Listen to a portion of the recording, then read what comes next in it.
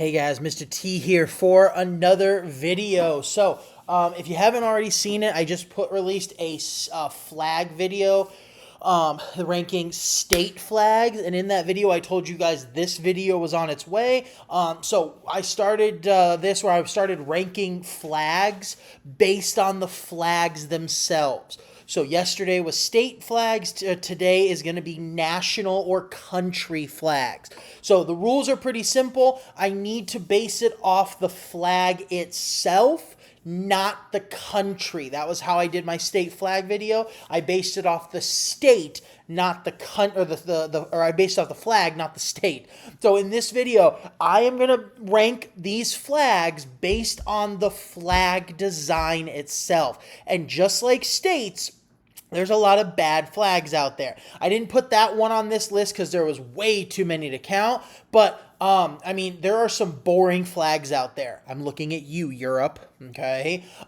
Most European flags are literally 2 or 3 colors and just bars. That's literally all they are. France, Germany, Poland, Belgium, Romania, Ukraine, Russia, Ireland, okay? Not Greece, Italy, okay? Italy has the best food in the world. They got one of the most boring flags in the world. So the majority of Europe, and I could go on, by the way, Austria, others too. Yeah, I'm not going to list them all out.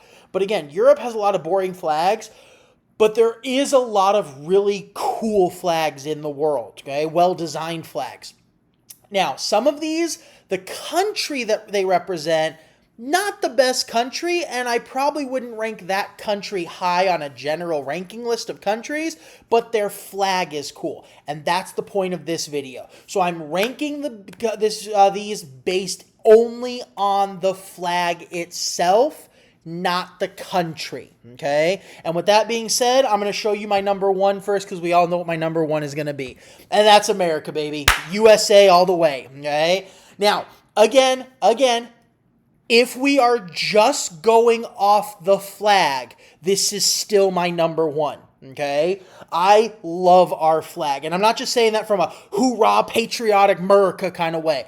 I love our flag. I love the design of it. I love the way it looks. I love how we pay tribute to our historical roots while we're still able to add more to our country. I just think it's a beautifully well done flag. I love all the different versions of it. And I love the concept behind it. Plus, it's the most recognizable flag in the world. And here's the thing. I'm going to go on a little bit of a soapbox. People yell and hate on the United States all the time. But again, and this is not biased, this is pure hard data. Go look it up. Our flag has brought more peace and goodness to the world than any other flag in history. This is not an opinion.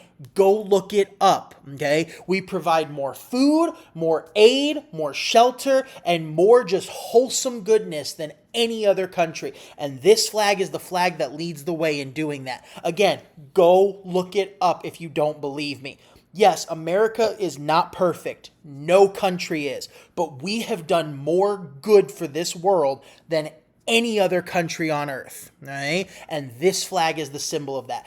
I have met foreigners who come here who love our flag. I met a couple people at ASU, one of which he said that a soldier with this flag on his arm helped his village during a flood situation in the Middle East, okay? So that's the thing is, you always hear about the bad that we do sometimes, which, again, we do have some dark parts of our history and some of our recent history. But you don't hear about the overwhelming good. And did you know there is more food sent to the World Food Bank by the United States than every other country put together? And guess what flag is on those barrels of food?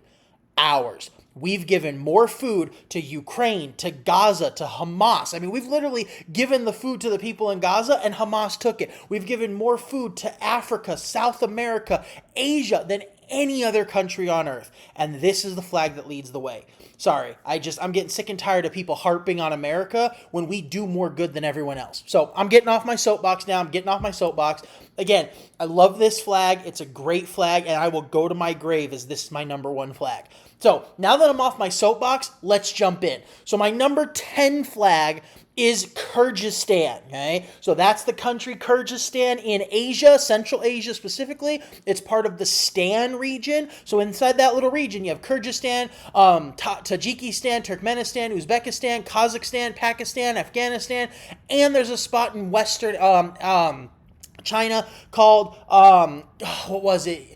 Tajikistan or something like that. Another stan. It's a region in western China. So that's the area is known as the stans. Go look it up. I'm not making any of these up. So this is their flag, and I just think it looks cool. The design is cool. It's got a cool feature. Apparently, the 40 tips or points on it represent the 40 clans, and a lot of my students say it looks like the Xbox logo, and while PlayStation and Nintendo are leaps and bounds better, I also still like Xbox. So Kyrgyzstan's got a really cool flag. My next one is Vanuatu. Okay, it's an island chain in Oceania. Now, for those of you who don't know, Australia, some people call it Australia. I don't like using that term for the continent because we mix up Australia the continent and Australia the country. So I like Oceania, and it's starting to become a much more used term because Oceania is the continent for everything, because Australia is not the only thing over there. And if you zoom in on a map, there are thousands of islands, and this is not the only island country on my list. Okay? So, Vanuatu, it's a cool-looking flag. I didn't look up too much of the history behind it, but I do know there is some symbolisms for the different islands. Vanuatu is part of an island chain with several different islands in it, and the flag represents their culture and their history combined together. It's actually a newer flag because they used to have a flag with European symbols on it because of colonialism. Now, my next one is Eswatini. It's that little country in eastern South Africa.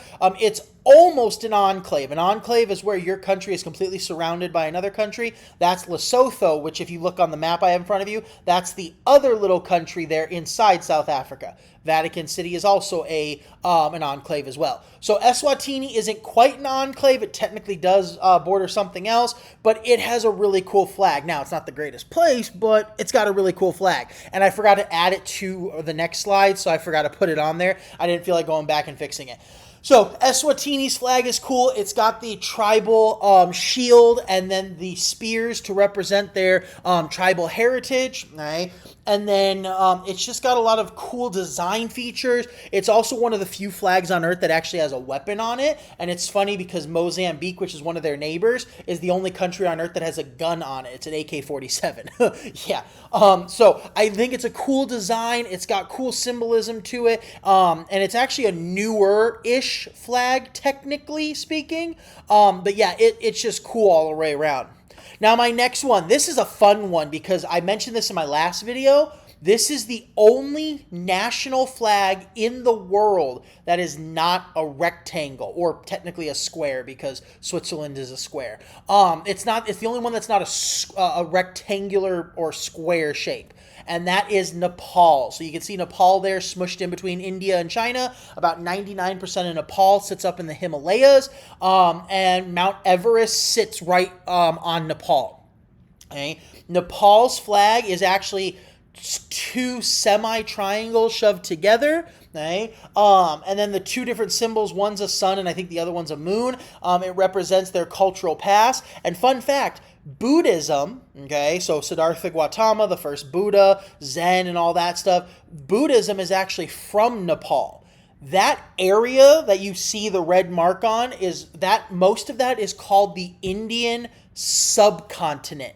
So it's not just the country of India, it's Pakistan, Nepal, Bhutan, Bangladesh, a little bit of Thailand, or Myanmar, Burma, whatever you want to call it, and then a tiny bit of China. Not much, but the Tibetan Plateau and the Himalayas is usually where it ends. But that is called the Indian subcontinent, and that is where Buddhism came from. But if you actually break it off to modern day borders, it was actually Nepal is where Buddhism is from. Right? And again, the flag just looks cool. And again, when you're the only non-rectangular flag, you kind of get on a list like this. Now, my next one, I'm not a big fan of this country recently because of a lot of the crap they've been doing, but I've always liked their flag, and that is South Africa. So South Africa has been in the news a lot lately for a lot of racism, right? And a lot of hardships, and it's not the kind of racism you're probably thinking. It's a type of racism that some people say doesn't exist, but I'm not going to get any further because I don't want to get canceled. Not that I care, but yeah. So South Africa is not really high on my favorite list of countries, but their flag is really cool. And this is their flag, all right? I really like the design. I like the scheme. I like the different color patterns.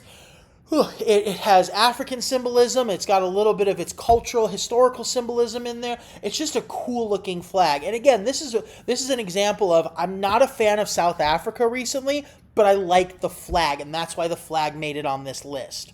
Now, my next one. This is my favorite country or second favorite country to say. Okay? So this is my second favorite country to say, and that is Bhutan. Okay? My favorite country to speak is Djibouti. Okay? Look them up. Those are actual countries. All right? So Bhutan is that little tiny speck that you can barely see on the map next to Nepal. It technically doesn't touch Nepal. It only touches India and then China. But Bhutan is also somewhat in the Himalayas. It's in the Tibetan Plateau. It's part of the Indian subcontinent there. And this is their flag. Tell me this is not one of the most bad flags you've ever seen. I mean, it's literally got a dragon on it. Okay. Now the dragon is called the oh my god, I had it in my mind. The Dhaka or the Durka. It's supposed to be a thunder dragon, but if you actually read the flag code of Bhutan, it doesn't expressly describe the dragon itself. So technically, you can change the dragon on there. Now, technically, it still has to be a version of the Durka or the Dhaka, however you pronounce it. But if you really read the Bhutan flag code, technically speaking, any dragon will count on their flag. So I may or may not have a Bhutan flag with Charizard X on it because it actually is a dragon. I 100% do, and it was in my classroom for the longest time.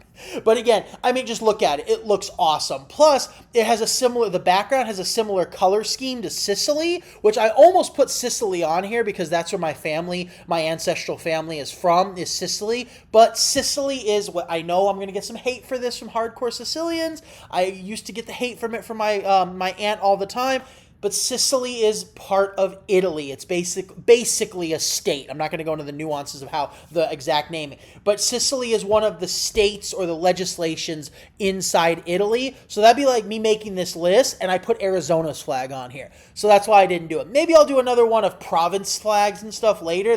Sicily would probably be first or second on that list. But the background of this flag reminds me of Sicily's flag. So that's why I also like it. It reminds me of where my ancestors are actually from.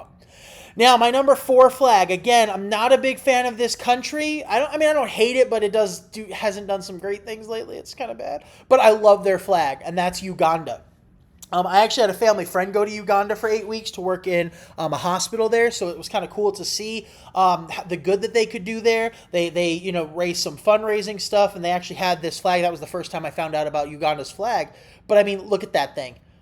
I mean, that thing looks so cool. I don't know what it is about this flag. It looks so weird, but so cool at the same time. That chicken or something in the center of it, I can't remember the name of it, but it's supposed to be a bird that's in Uganda and it represents them. I completely am spacing on the name right now. I probably should have wrote it down, but whatever. But this flag has always been a fun flag. I would hang it in my world history classroom every once in a while when we were talking about Africa, and it's just a cool looking flag. And the rooster, chicken, whatever that is on there, easily makes it higher on my list. Now, for my top 3, technically my next 2, because I already showed you my number 1. My number 3, I told you Oceania Vanuatu wasn't the only one on this list. That is Kiribati. Now, if you're wondering why I put 2 circles on the screen, it's because the Earth is round. It is not flat. If you think it is flat, you need to go get your head checked out. We are a round Earth, so Kiribati is right next to itself. But it pans over the international date line. I mean, technically speaking, it doesn't, because the international date line actually warps around Kiribati. Otherwise, Kiribati would be 24 hours ahead of itself. but it goes right through the line when we split the Earth in half on up to for a Mercator map, which is a flat map. So it looks like it's on opposite sides of the world. It's actually right next to each other. All right, but Kiribati is an island chain in Oceania. Again, the continent, not the country. And this flag, I mean, look at this thing. Okay, you got the bird flying over the sunset. The white and the white and blue are supposed to represent the waves of the ocean. It just looks like a sick flag. I mean, I have always liked Kiribati's flag. It's always looked cool. Okay? And it's always been a nice symbolism for me. And again, it's one of those where you see this flag and in passing, you might not remember where it's from, but you're going to remember the flag. And that's what a flag should be. It should be iconic enough that you see it, and you might not remember the country name, but you remember seeing the flag.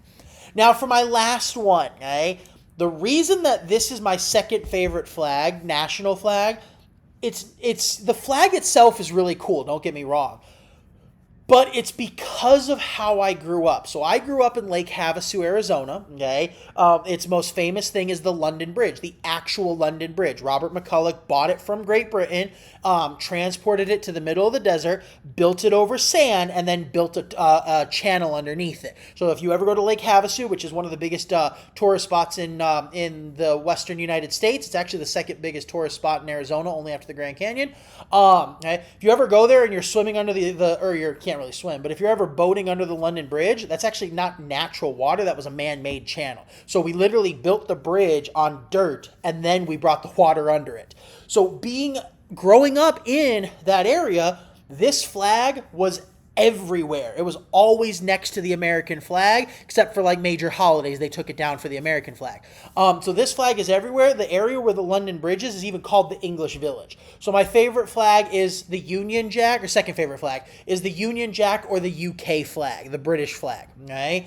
I mean, this flag is really one of the only handful of good European flags. Spain isn't bad. Portugal isn't bad. The Nordic crosses with like Denmark and stuff, they're okay. They're better than others. But most European flags are boring and bland. Okay? Like, I'm just going to say it. Okay? The British flag is one of the cool, unique ones. And here's the thing about the British flag that makes it even cooler is, okay, for those of you who don't know, a lot of people get this confused with Scotland and Wales and England and all that.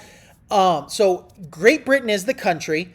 Scotland, Wales, and England are part of Great Britain, okay? Now, if you ask an Englishman or a Scotsman or a Welshman or something like that, they're going to say they're their own country. I don't care what anyone says. This is not an opinion. This is fact. They are not their own countries, okay?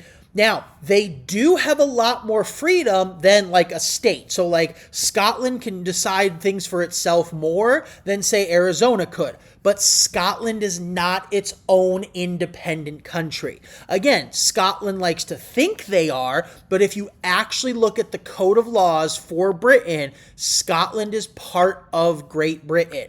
Now, it's not under control by England, but it is part of Great Britain. I'm sorry to bust people's bubbles. They are not countries such as the United States or Canada or, China or Russia.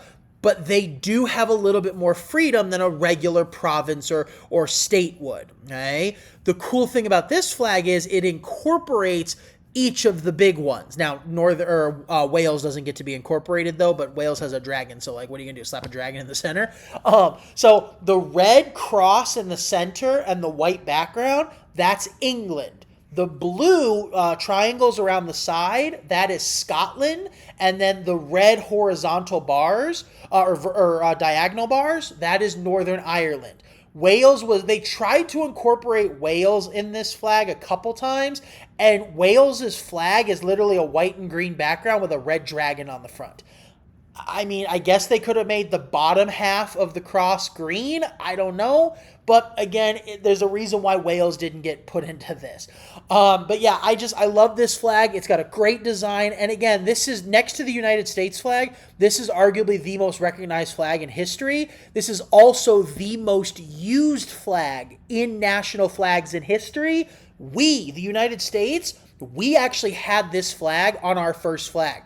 Our very first flag as a country was the 13 stripes, red and white, and then instead of the blue with the stars, it was actually this. Go look it up. It's called the Grand Old Flag. So historically, we have used this flag. And fun fact, it wasn't actually this specific flag because this flag didn't take effect until 1802.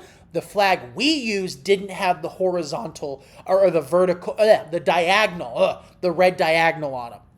So the original flag was just the blue and the blue triangles and the red cross. They didn't add Northern Ireland in until 1802. So technically it wasn't this flag, but this flag is still widely used. You can even see it on many countries today. Most notably is Australia. If you look on my background on this screen just below the British flag, you can see the British flag again on Australia. New Zealand does it. Fiji does it. The Bahamas Bahamas technically don't have it. They have it on one of their insignia flags. But a lot of British former colonies and current colonies still have this flag on there. So those are my favorite national flags. Maybe I will do one for regional flags and throw Sicily on there, give a shout out to where my ancestors are from. But yeah, stay tuned for some more videos. I got some fun ones coming up. I might throw a few Pokemon ones back in there. Who knows? But I got some more fun videos coming up. So thanks, and as always, stay beautiful, Americans. And again, the best flag, this baby right here, USA.